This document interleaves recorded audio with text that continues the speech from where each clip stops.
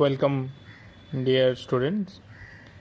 আজকে আমরা সলিড স্টেটের সেকেন্ড পার্ট নিয়ে আলোচনা করব, ইউনিট সেল বা একক কোষ।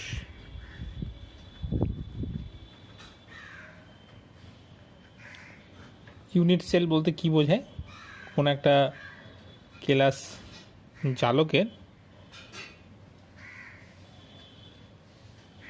যে ক্ষুদ্রতম অংশ, যেটা বারবার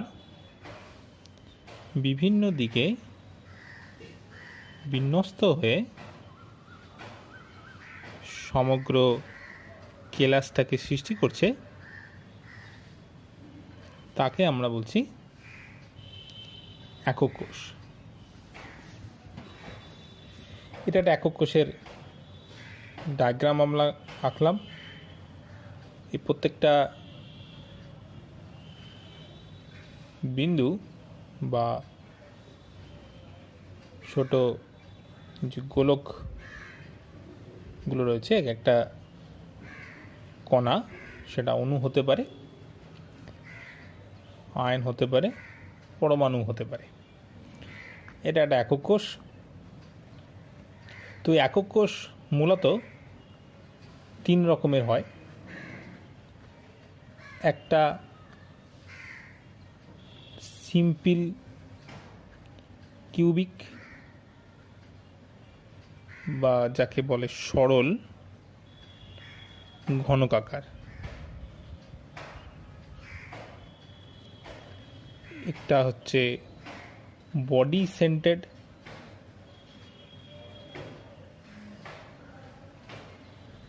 কিউবিক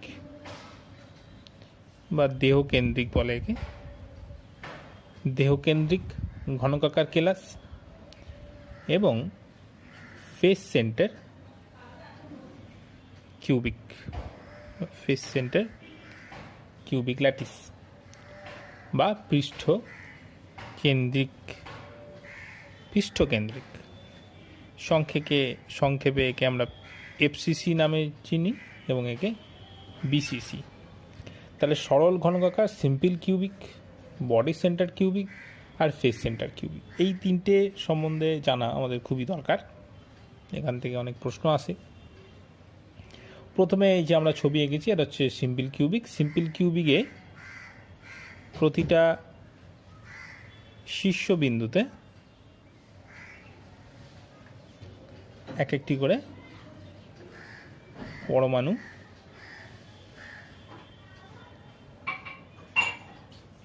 বা অ্যাটম যাকে বলি, প্রত্যেকটা শীর্ষবিন্দুতে একটি করে কণা রয়েছে। কতগুলো শীর্ষবিন্দু আছে? 8টি। এবং প্রতিটা বিন্দু কিন্তু আরও এটা ছাড়া মোট 8টি ঘরের, অর্থাৎ 8টা কোষের কিন্তু অংশ। ওপরে 4টে এবং নিচে 4টে, ঠিক আছে? তাই একটি কোষে এগুলির অবদান হচ্ছে 1/8 অংশ। এদিকে যদি আমরা একে বর্ধিত করি, এখানে একটা ঘনক আছে, এখানে একটা ঘনক আছে, দুটো এইদিকে আছে, এই যে এই একটা ঘনক থাকতে পারে। তাহলে দেখো নিচে 4টে এবং এর ওপরে 4টে, প্রত্যেকেরই কিন্তু এটা একটা অংশ, ঠিক আছে? তো এই প্রত্যেকটা শীর্ষবিন্দু একটি ঘরের জন্য বা একটি একক কোষের ক্ষেত্রে তার অবদান 1/8 অংশ। এরকম 8টি কণা রয়েছে, তাহলে 1/8 × 8 একটি। তাহলে সরল ঘনকাকার কোষে মোট কণার সংখ্যা, এটাকে আমরা বলবো টোটাল নাম্বার অফ অ্যাটমস, মোট কণার সংখ্যা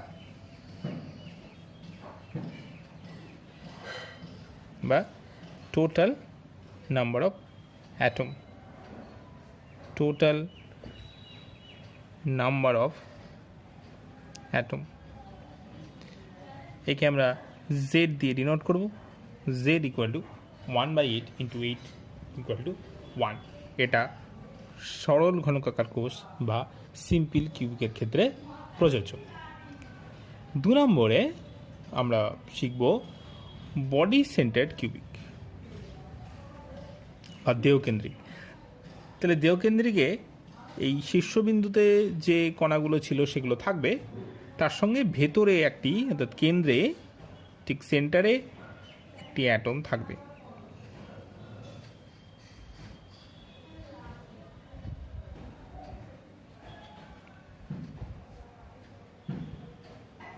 তো এখান এই পজিশনগুলোতে যেমন যেমন ছিল তেমন তেমন থাকলো, তার সঙ্গে ভেতরে সেন্টারে একটা কণা রইল।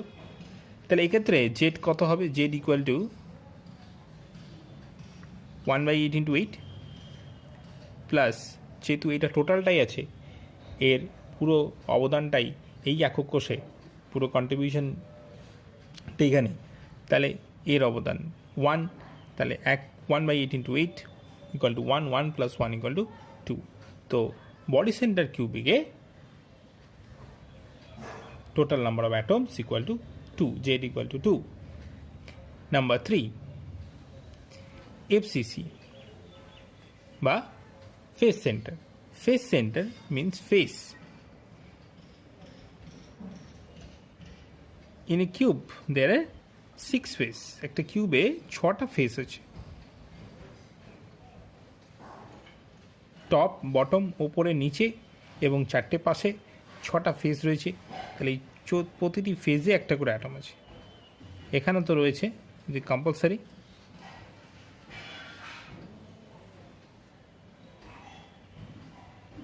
And in phase, so there are 6 phase, 1 2 3 4 5 6 phase. Now contribution of face centre atoms, যেগুলো ফেসে আছে তাদের কন্ট্রিবিউশন কত? না, যেটা ফেসে আছে সেটা একমাত্র এই ঘরের এবং হচ্ছে এই দিকে যে কোষটি আছে তার অংশ, 1 and 2.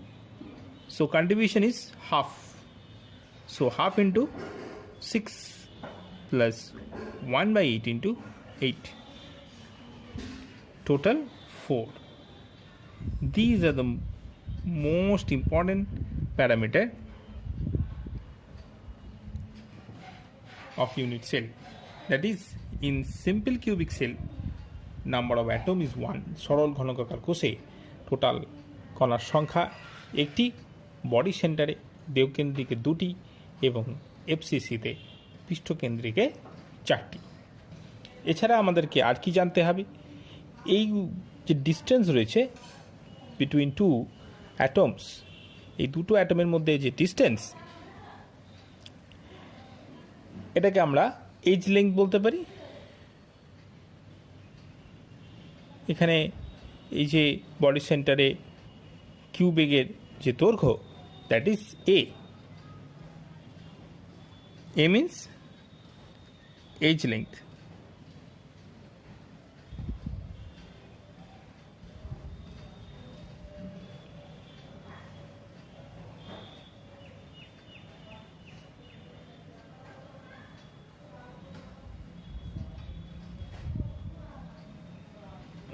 দৈর্ঘ্য, একক কোষের দৈর্ঘ্য, ঠিক আছে? একক কোষের দৈর্ঘ্য হলো এজ লেংথ। আর আর মিন্স রেডিয়াস। রেডিয়াস মিন্স কোষের মধ্যে যে কণা আছে তার ব্যাসার্ধ।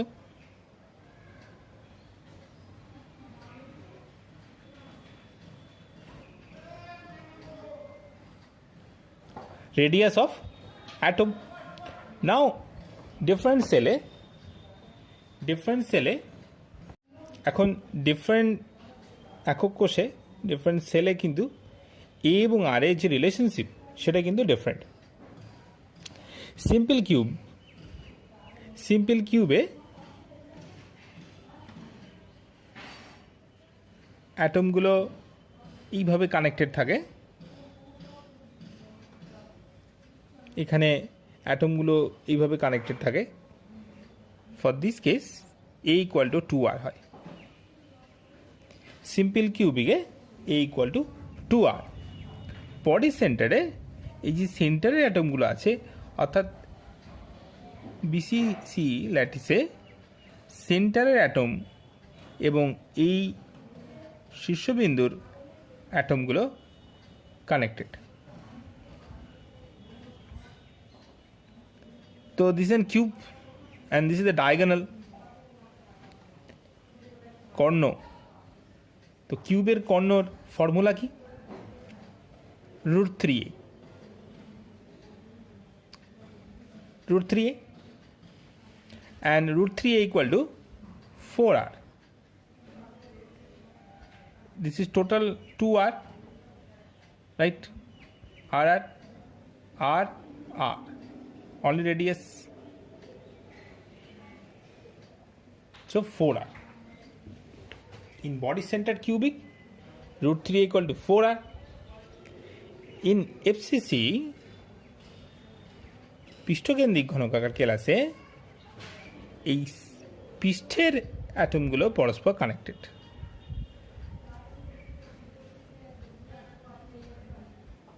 These atoms are connected.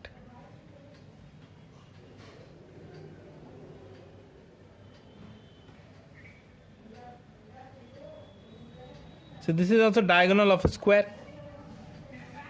এটা একটা বড় ক্ষেত্রে ডায়াগোনাল। বড় ক্ষেত্রের diagonal formula √2a, diagonal of a square √2a. And similarly here also this total distance is equal to 4r, 2r, r and r. So for FCC lattice √2a equal to 4r. In any board that may be CBSE হতে পারে, West Bengal board হতে পারে, ISC board হতে পারে, প্রতিটা বোর্ডে এই topic থেকে কিন্তু নিউমেরিক্যালস আসবে। নিউমেরিক্যালস করার জন্য আমাদের কিন্তু এই প্যারামিটারগুলো ভীষণ ইম্পর্টেন্ট হবে। Number of atoms in each cell, প্রতিটা ডিফারেন্ট সেলে ডিফারেন্ট অ্যাটম যে আছে, এবং প্রত্যেকটা কোষে এর সঙ্গে, এ মিনস এজ লেংথ, একক কোষের দৈর্ঘ্যের সঙ্গে কণার রেডিয়াসের বা ব্যাসার্ধের কী রিলেশনশিপ, সেটা কিন্তু আমাদের খুব ভালো করে মনে রাখতে হবে। তাহলে আমরা এই টপিকটাকে জিস্ট করব, জিস্ট করে এক জায়গায় কিন্তু লিখে রাখবো। আশা করি ক্লিয়ার হয়েছে জায়গাগুলো। আমি জিস্ট টপিকটা দিচ্ছি। আমাদের এই টপিকটা কিন্তু খুব ইম্পর্টেন্ট। ক্রিস্টাল ল্যাটিসের টাইপ সরল বা সিম্পল, ঘনকাকার, একক কোষ, অ্যাটমের সংখ্যা, number of atom in unit cell. একটা ইউনিট সেলে অ্যাটমের সংখ্যা কত? জেড 1। কি সম্পর্ক এখানে? এর সঙ্গে আরেক, এ ইকুয়াল টু 2r। এখানে কি রিলেশনশিপ রয়েছে? এখানে নাম্বার অফ অ্যাটম 2, এখানে রিলেশনশিপ হচ্ছে √3 ইকুয়াল টু 4r। এফসিসিতে নাম্বার অফ অ্যাটম হচ্ছে 4 এবং এখানে রিলেশনশিপ হচ্ছে √2a ইকুয়াল টু 4r। এগুলো মুখস্থ করার থেকে কনসেপ্টটাকে ক্লিয়ার করতে হবে, যে প্রত্যেকের ছবিগুলো খুব পরিষ্কার থাকা দরকার। এফসিসিতে ফেসে থাকবে এবং ফেসের অ্যাটমগুলো কানেক্টেড আছে। এটা একটা স্কোয়ার, যে কোনো একটা সাইড স্কোয়ার। তো স্কোয়ারের কর্ণ বা ডায়াগোনাল হচ্ছে √2a, √2a equal to 4r, সেটা এফসিসিতে। বডি সেন্টারে কিউবটার ভেতরের যে অ্যাটম আছে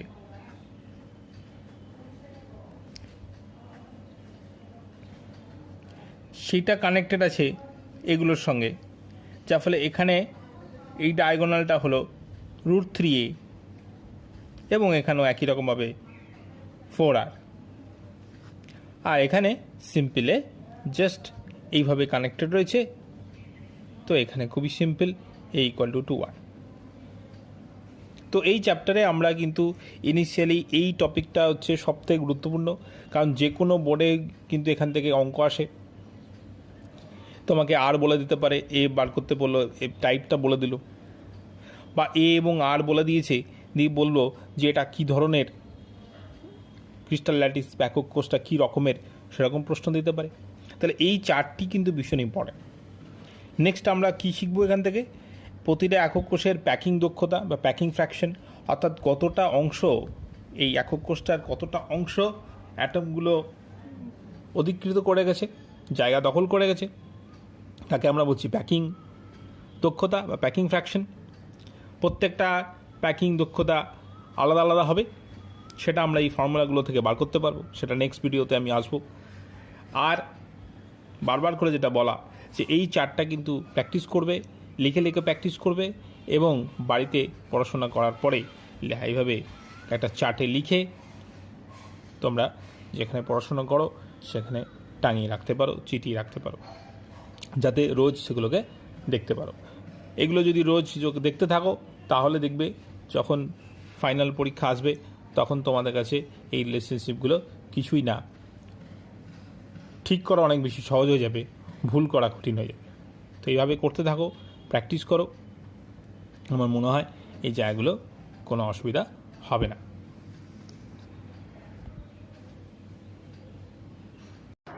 You can practice this question and you can send me the answer in the comment box.